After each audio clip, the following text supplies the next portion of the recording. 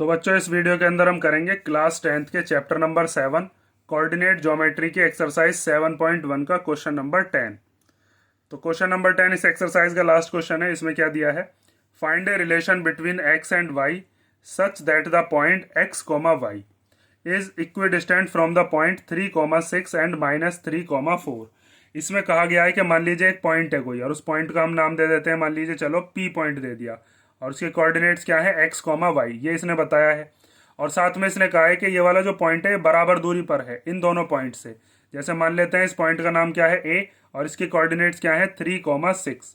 तो इस ए से लेकर पी तक की जितनी दूरी है उतनी ही दूरी है यहाँ पर बी पॉइंट से पी तक की। ठीक है, मतलब जितना ए पी है उतना ही बी पी है, ये हमसे बताया। बी पॉइंट के कोऑर्डिनेट क्या है -3,4। तो अगर आपने एग्जांपल्स किए होंगे तो देखो यहाँ पर आपने एग्जांपल नंबर 4 जो था वो बिल्कुल सेम ही क्वेश्चन था, इसीलिए मैं आपसे कहता हूँ एग्जांपल बहुत इंपॉर्टेंट है। फिर आप एक्सरसाइज खुद भी कर सकते हो। इसमें भी देखो बिल्कुल सेम क्वेश्चन दिया था, find a relation between X and Y such that the point is equidistant from these points. जैसे हमने ये वाला एग्जाम्पल 4 किया था बिल्कुल सेम आपको एग्जाम्पल नंबर 10 करना है। अगर किसी ने एग्जाम्पल 4 किया हुआ है तो पहले इसे खुद ट्राई करके देखो, अगर कहीं अटकते हो तो देखना इसको। ठीक है, तो चलो अब हम करते हैं इसको। सबसे पहले इसके अंदर आपको क्या करना है, एक्स और वाई के बीच में कोई रिलेशन बताना है। तो रिलेशन हम कैसे बता पाते हैं, आपको ये जो दोनों के दोनों डिस्टेंस हैं एपी और बीपी, इन दोनों डिस्टेंस को आपको इक्वल में रख देना और वहां से एक्स और वाई में एक रिलेशन निकल कर आएगा। तो सबसे पहले हम लिखते हैं, हमें क्या चीज हमने मानी है, दोनों पॉइंट्स के नाम तो दे नहीं रखे थे वो अब तो हमने माने। तो लेट पी पॉइंट जिसके कोऑर्डिनेट क्या है X comma Y be the point, यही वो पॉइंट है which is equidistant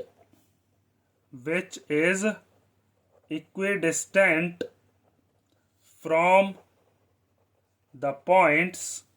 और वो पॉइंट्स कौन कौन से हैं, फ्रॉम द पॉइंट्स, एक पॉइंट है ए जिसके कोऑर्डिनेट क्या है 3,6 और एक दूसरा पॉइंट है बी जिसके कोऑर्डिनेट्स क्या है -3,4।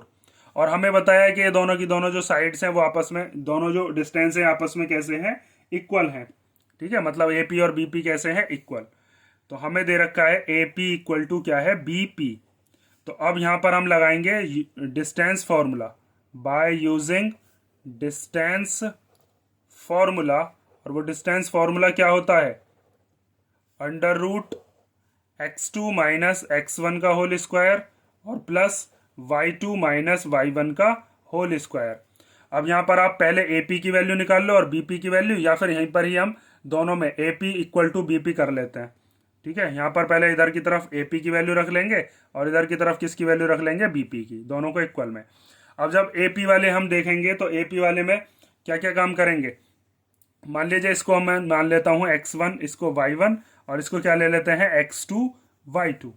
तो अब आपको क्या करना है, यहाँ पर x2 की जगह पर क्या रख दोगे, ये जो फॉर्मूला है इसमें x2 की जगह पर आ जाएगा x, फिर माइनस x1 की जगह पर कितना रख देंगे 3, इसका स्क्वायर, फिर y2 की जगह पर क्या रखेंगे y, फिर माइनस y1 की जगह पर क्या रखेंगे 6 और फिर इसका स्क्वायर। ठीक है, AP की वैल्यू इधर से आ जाएगी।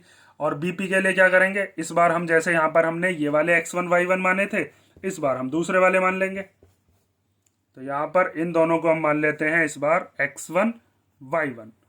अब वैल्यू रखो तो यहाँ पर भी x2 की जगह पर क्या रखना है x, फिर माइनस x1 की जगह पर क्या रखेंगे माइनस का 3 और फिर अब इसका क्या कर देना है स्क्वायर, फिर y2 माइनस y1, y2 की जगह पर क्या रखेंगे y और y1 की जगह पर क्या रखेंगे 4, इसका स्क्वायर। तो सबसे पहले अब हम क्या करते हैं, दोनों के चाहो तो रूट खत्म कर लो, स्क्वायरिंग बोथ साइड कर देंगे तो दोनों का रूट खत्म हो जाएगा, क्योंकि रूट को बिना बात के आगे तक लिखने से कोई फायदा नहीं है। तो हम क्या करते हैं, स्क्वायरिंग बोथ साइड्स, दोनों साइड का स्क्वायर करने से क्या होगा, इनका जो रूट है वो खत्म हो जाएगा। तो मैं सीधा सीधा लिखे देता हूं, यहाँ पर क्या बचेगा x-3 का होल स्क्वायर और y-6 का होल स्क्वायर।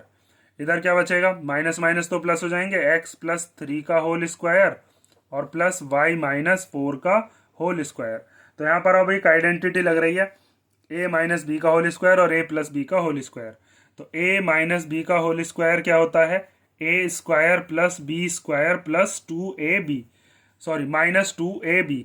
और जो प्लस वाला है उसमें क्या हो जाएगा, ये 2ab जो है वो प्लस का हो जाएगा। यहाँ पर इस वाले में तो लगेगा प्लस का x+3 में, बाकी इन तीनों में क्या लगेगा माइनस वाला। तो पहले हम लगाते हैं इसमें a की जगह पर x मानते रहेंगे, b की जगह पर 3। तो पहले है a स्क्वायर मतलब कि x का स्क्वायर, फिर 3 का स्क्वायर, b स्क्वायर हो गया, फिर -2ab। तो यहाँ पर क्या आएगा माइनस, फिर 2 a की जगह पर x और b की जगह पर 3 प्लस। अब यहाँ पर भी a माइनस बी का, इस बार a मानेंगे y और b क्या मानेंगे 6। तो पहले y स्क्वायर प्लस 6 स्क्वायर -2 और फिर a की जगह पर y और b की जगह पर 6। इसमें a प्लस बी का होल स्क्वायर लगेगा, तो ये जो 2ab है, जो यहाँ पर आपने माइनस का लिया है, यहाँ पर माइनस का लिया है, वो इस बार प्लस का हो जाएगा। तो यहाँ पर हम लिखेंगे x square plus 3 square plus 2, a की जगह पर x और b की जगह पर 3। फिर इसमें फिर दोबारा से a माइनस बी का होल स्क्वायर लगेगा, तो यहाँ पर क्या हो जाएगा y का स्क्वायर प्लस 4 का स्क्वायर -2, a की जगह पर y और b की जगह पर 4। अब इसको पूरे को सॉल्व करते हैं, जो जो वेरिएबल्स हैं उनको एक तरफ करते हैं, डिजिट एक तरफ करते हैं और फिर इसको सॉल्व करते हैं। ठीक है, तो ये कितना हो जाएगा एक्स स्क्वायर प्लस 9 -2 3 जा कितना हो जाएगा 6x plus Y square plus 6 का स्क्वायर हो गया 36 माइनस 2 6 जा 12 और y, तो ये 12y हो गया। उसके बाद इधर एक्स स्क्वायर और 3 का स्क्वायर कितना होता है 9 और प्लस 2 3 जा 6x plus Y square plus 4 का स्क्वायर हो गया 16 -2 4 जा 8y। ठीक है, सबको एक तरफ लिया हो या फिर कांस्टेंट एक तरफ कर लो, डिजिट एक तरफ। चलो सबको ले आते हैं एक तरफ। ठीक है, तो देखो अब, तो ये X square plus 9 -6x plus Y square plus 36 -12y, ये सारे के सारे तो इधर पहले से ही थे, वही लिख लिया हमने सारे के सारे। अब ये जो इधर हैं, ये सारे के सारे जब इधर की तरफ आएंगे इक्वल टू के इधर, तो सबके साइन चेंज होते रहेंगे। तो ये एक्स स्क्वायर इधर आकर कैसा हो जाएगा माइनस का, 9 जो प्लस का था इधर आकर कैसा हो जाएगा माइनस का, ये जो 6x प्लस का था ये इधर आकर कैसा हो जाएगा माइनस का, ये वाई स्क्वायर प्लस वाला माइनस का हो गया, 16 जो है प्लस का ये भी इधर आकर माइनस का हो गया, और 8y जो माइनस का था ये इधर आकर प्लस का हो गया, और इक्वल टू में क्या बचा 0। इक्वल टू के इधर के जितने भी चीज़ थी वो सारी की सारी इक्वल टू के इधर आ गई, और इधर क्या छोड़ दिया बस 0। अब जो जो चीज़ कैंसिल हो सकती है सॉल्व हो सकती है उसको सॉल्व कर लो। ये एक्स स्क्वायर प्लस का है और ये एक्स स्क्वायर माइनस का है, तो दोनों के दोनों कैंसिल हो गए। ऐसे ही ये 9 प्लस का है और ये वाला 9 माइनस का है, ये दोनों भी कैंसिल हो गए। ये माइनस का 6x, ये भी माइनस का 6x, तो ये दोनों तो प्लस होंगे, माइनस माइनस प्लस होते हैं, तो 6 और 6 कितने हो गए 12, तो ये आ गया माइनस का 12x। ऐसे ये प्लस का वाई स्क्वायर है, ये माइनस का वाई स्क्वायर है, तो ये दोनों भी कैंसिल हो गए। अब ये आता है 36 और ये है 16, तो 36 में से 16 माइनस हो सकते हैं, ये दोनों डिजिट है ना, तो 36 में से 16 को माइनस करोगे तो कितना आएगा 20, तो इसको हम लिख लेते हैं प्लस 20। उसके बाद ये 12y है कैसा माइनस का, और 8y कैसा है प्लस का, तो माइनस प्लस क्या होते हैं माइनस, तो माइनस करके क्या आ जाएगा 4y, और बड़ी डिजिट क्या होती है 8 बड़ी डिजिट है या 12 बड़ी है, उसके आएगा साइन लगा देते हैं, इक्वल टू में क्या आ गया 0। अब इन तीनों में से क्या चीज़ कॉमन आ सकती है, कुछ कॉमन आ सकता है ना, उसको हम 0 की तरफ भेजकर खत्म कर सकते हैं। तो इन तीनों में से 4 कॉमन आ सकता है, वो भी माइनस का, प्लस का भी ले सकते हैं। माइनस वाला क्यों कॉमन ले रहा हूँ, ताकि ये जो वेरिएबल्स हैं ये दोनों के दोनों पॉजिटिव हो जाए। तो हम क्या काम करते हैं माइनस का 4 ले लेते हैं कॉमन, तो 4 के टेबल में 12 कितनी बार आएगा 3 बार, माइनस इसका बाहर आ चुका है तो ये पॉजिटिव हो गया 3x। 4 के टेबल में 20 कितनी बार आता है, 4 के टेबल में 20 आता है 5 बार, तो यहाँ पर आ गया 5। अब ये प्लस का था, इसका हमने माइनस कॉमन ले लिया बाहर, तो ये बचेगा कैसा माइनस का। भाई माइनस माइनस दोबारा से प्लस बन सकता है ना, जब हम अगर इसके अंदर मल्टीप्लाई करेंगे यही बन जाएगा 20 प्लस का।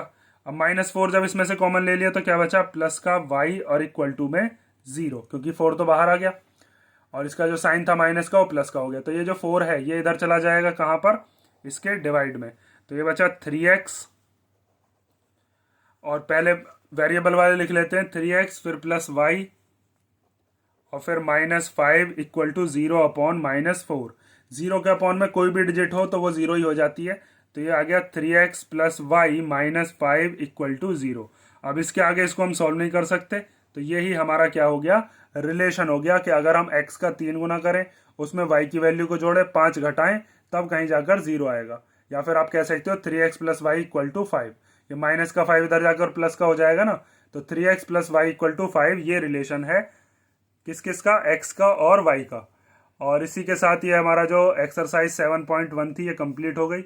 इसके किसी भी क्वेश्चन में आपको कोई डाउट हो तो आप कमेंट करके पूछ लेना, और नेक्स्ट वीडियो से हम करेंगे 7.2 का इंट्रोडक्शन, उसके एग्जांपल्स और फिर उसकी एक्सरसाइज। नेक्स्ट वीडियो में मिलते हैं, चलो।